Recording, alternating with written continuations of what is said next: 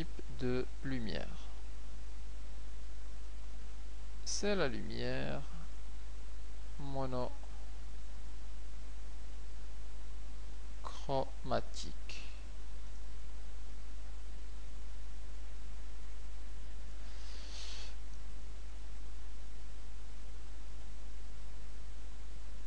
Alors, une lumière monochromatique, c'est une lumière, on peut appeler ça une lumière unitaire ou fondamentale,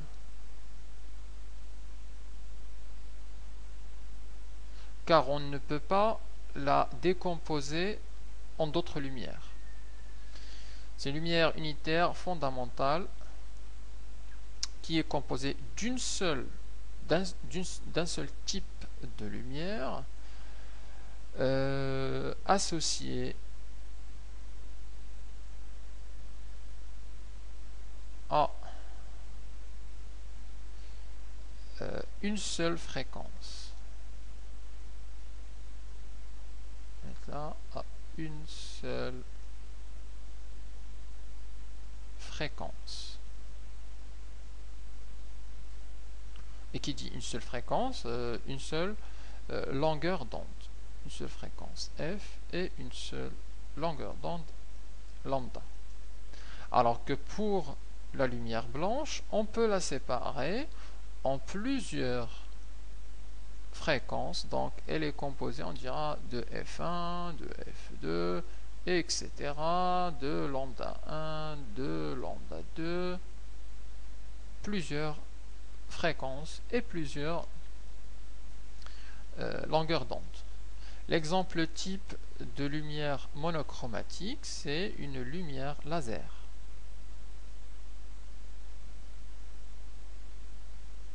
On a des lasers rouges, on a des lasers bleus, des lasers verts. Donc, cette lumière de laser, elle est constituée d'une seule fréquence. Donc, c'est une lumière fondamentale, c'est une lumière dite monochromatique. Alors qu'une lumière blanche, est composée de plusieurs, et donc on peut la décomposer. D'ailleurs, c'est ce qu'on va voir avec un prisme.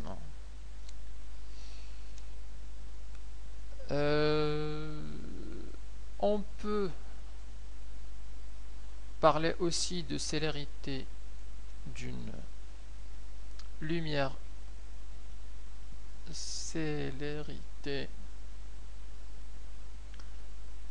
d'onde lumineuse.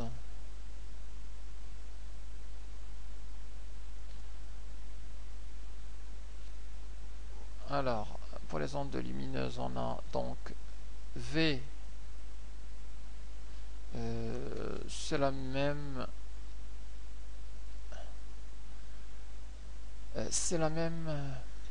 relation pour les ondes périodiques. Donc lambda sur grand T, c'est aussi égal à lambda fois F.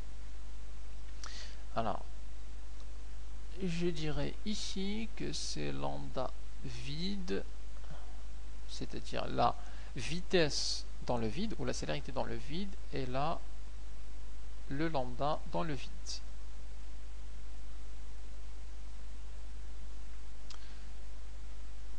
Donc ça, c'est la relation dans le vide.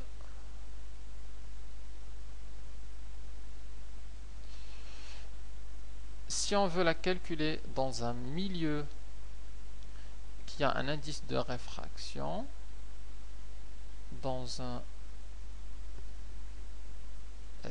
milieu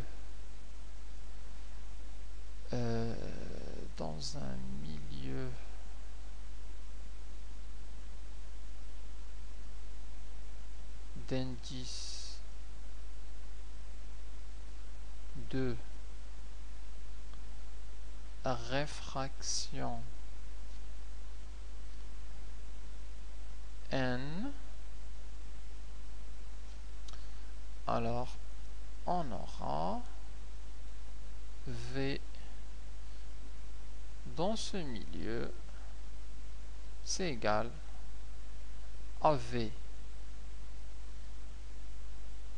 dans le vide divisé par n, l'indice de réfraction. Sachant que la vitesse de la lumière dans le vide, c'est une constante qu'on appelle C. J'ai la relation, oui, où on a le C égale à 3 fois 10 à la puissance 8 mètres par seconde. C'est la vitesse dans le vide de la lumière. C'est ce qu'on appelle V vide. Donc, je vais noter ici, c'est C divisé par N. Pourquoi? Parce que le V vide, c'est une constante. Le V vide, c'est une constante. Par contre, le V milieu n'est pas constant. Puisque si ça est constant, mais le N varie, le V milieu va varier. C'est typiquement le cas lorsqu'on est dans un milieu dispersif. C'est-à-dire que dans ce cas-là, la célérité dépend de la fréquence et lorsque le N varie, la célérité varie aussi.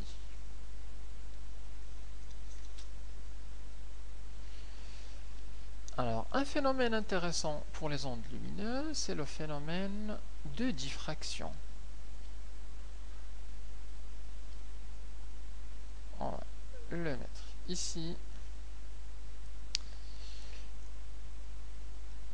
Donc, la diffraction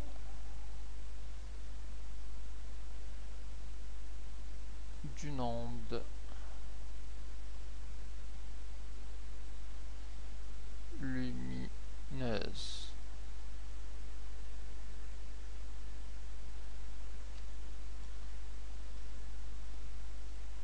Alors, lorsqu'un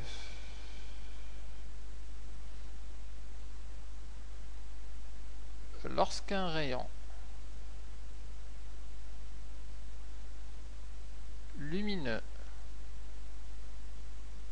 alors pour simplifier, on parlera de monochromatique.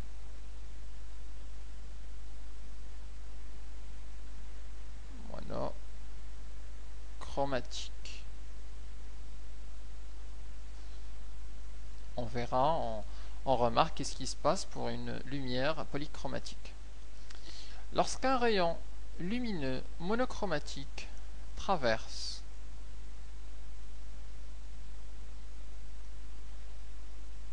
une fente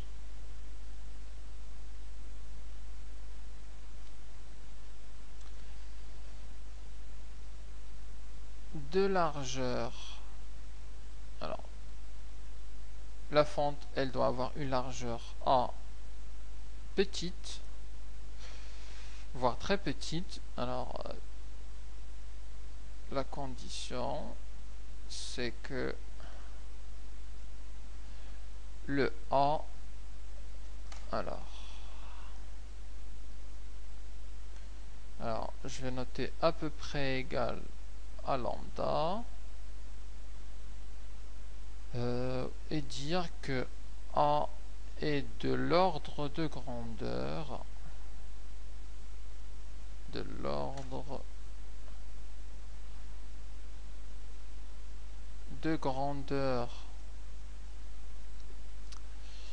de la longueur d'onde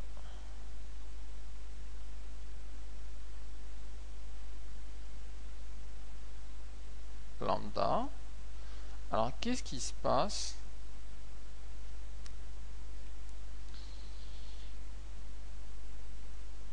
On obtient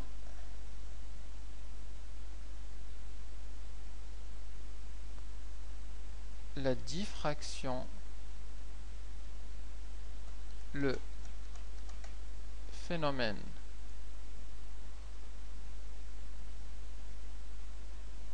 de diffraction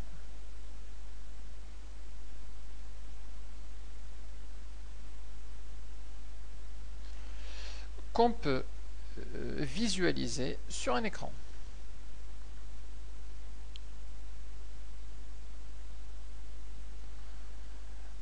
Qu'on peut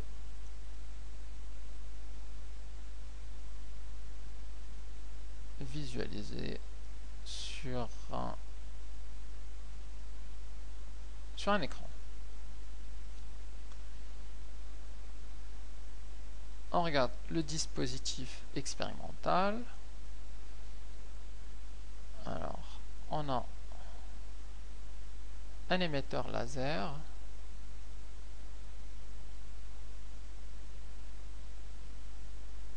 qui envoie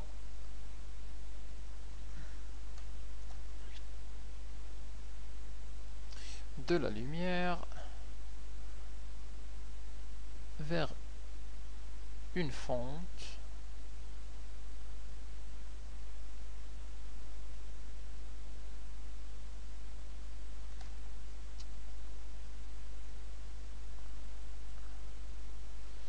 la lumière traverse cette fente. Alors je vais faire une fente horizontale comme ça. On peut obtenir sur un écran une figure dite de diffraction.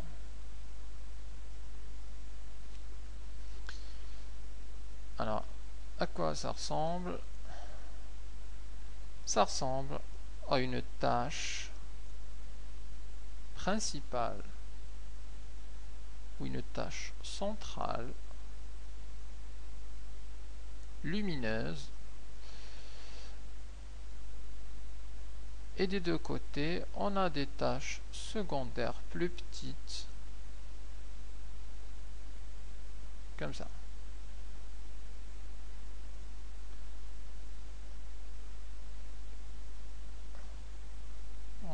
On a ici la tache secondaire et les petites taches. Il y en a un petit tas. Et donc, si on dessine le chemin qu'emprunte la lumière, elle vient là, et là, une partie continue vers le centre, et on définit en fait un angle ou un demi-écart qui est l'angle ici qu'on va appeler θ, qu'on va utiliser aussi dans les calculs. Alors, les données intéressantes, donc ça, je nomme déjà ça. Donc ça, c'est la fente de largeur petit a. Ici, c'est un écran pour visualiser. Les caractéristiques importantes, c'est la largeur A et la distance entre la fente et l'écran, grand D. Ensuite, la largeur de la tâche centrale qu'on va appeler grand L.